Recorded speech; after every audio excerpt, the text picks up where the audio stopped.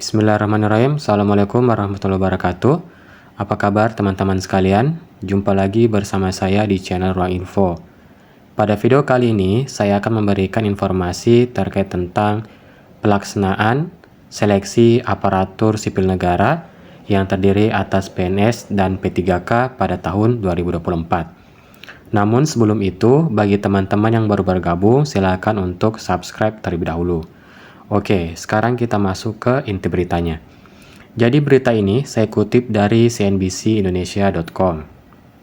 Ya, kita lihat sama-sama. Kementerian Pendayagunaan Aparatur Negara dan Reformasi Birokrasi atau yang kita kenal sebagai PAN-RB itu memperkirakan bahwa total kebutuhan aparatur sipil negara atau ASN pada tahun 2024 atau pada tahun akhir masa pemerintahan Bapak Presiden Joko Widodo, yakni sebanyak 1,3 juta orang.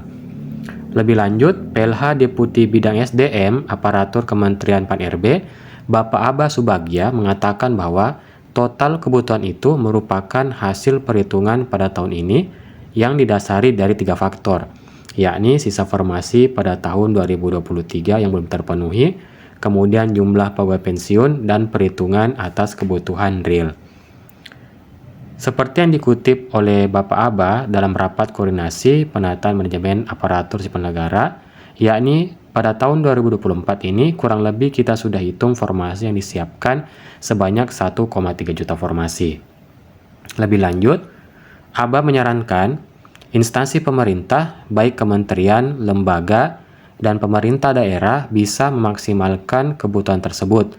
Sebab menurutnya dari tahun ke tahun Kementerian PAN-RB memberi ruang formasi kebutuhan yang besar, namun pemenuhan formasi itu tidaklah optimal. Kami menerima banyak keluhan dari fresh graduate yang tidak bisa melamar. Usulan dari kementerian, lembaga, dan Pemda juga belumlah optimal, kata Abah. Ia menyetohkan pada tahun 2023 rencana kebutuhan ASN secara nasional itu yakni sekitar 1.030.751 baik calon pegawai negeri sipil maupun pegawai pemerintah dengan perjanjian kerja.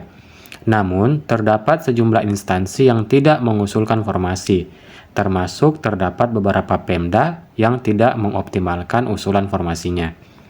Akibatnya, jumlah yang formasi ditetapkan tahun ini yakni sebanyak 572.496 formasi ASN per 1 Agustus 2023 yang terdiri atas kebutuhan instansi pemerintah pusat sebanyak 78.862 ASN dan pemerintah daerah sebanyak 493.634 ASN. Sementara itu, di pemerintah pusat itu kebutuhannya sebanyak 28.903 untuk CPNS dan 49.959 untuk P3K. Adapun kebutuhan pemerintah daerah hanya dialokasikan khusus untuk P3K dengan rincian sebanyak 296.084 P3K guru, kemudian 154.724 P3K tenaga kesehatan, dan 42.826 P3K teknis. Atas dasar persoalan ini juga, Abah mengungkapkan Undang-Undang Nomor 20 Tahun 2023 tentang ASN yang menggantikan Undang-Undang Nomor 5/2014 membuka ruang sistem rekrutmen pegawai pemerintah yang lebih fleksibel dari sebelumnya. Menteri PAN-RB menetapkan usulan dan jabatan formasi dari setiap instansi. Kemudian, penetapan oleh menteri menimbulkan instansi pemerintah menjadi tidak fleksibel jika ada perubahan strategi organisasi. Karena itu, melalui Undang-Undang Nomor 20 Tahun 2023 yang berlaku sejak 31 Oktober 2023, usulan penambahan formasi hanya mengamanatkan Menteri PAN-RB menetapkan kebutuhan pegawai secara nasional sesuai anggaran yang tersedia, dan eksekusi penetapannya ada di instansi.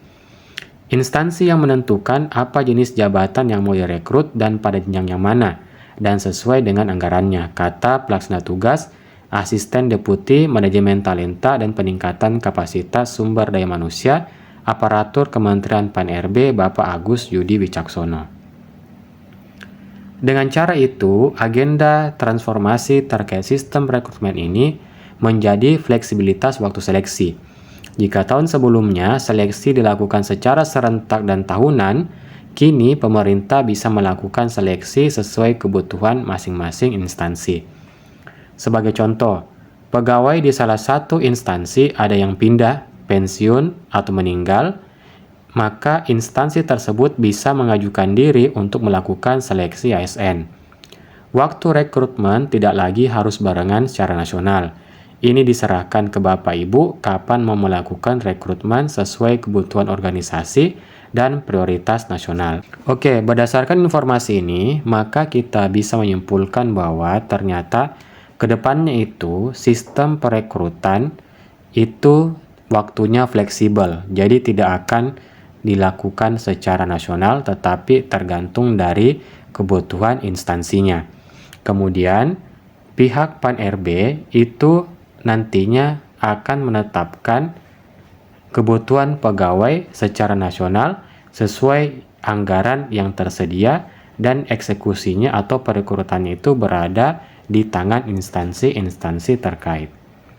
Baiklah, kalau begitu sekian informasi terkait tentang perekrutan ASN pada tahun 2024. Semoga informasi ini bermanfaat. Sekian dari saya. Assalamualaikum warahmatullahi wabarakatuh.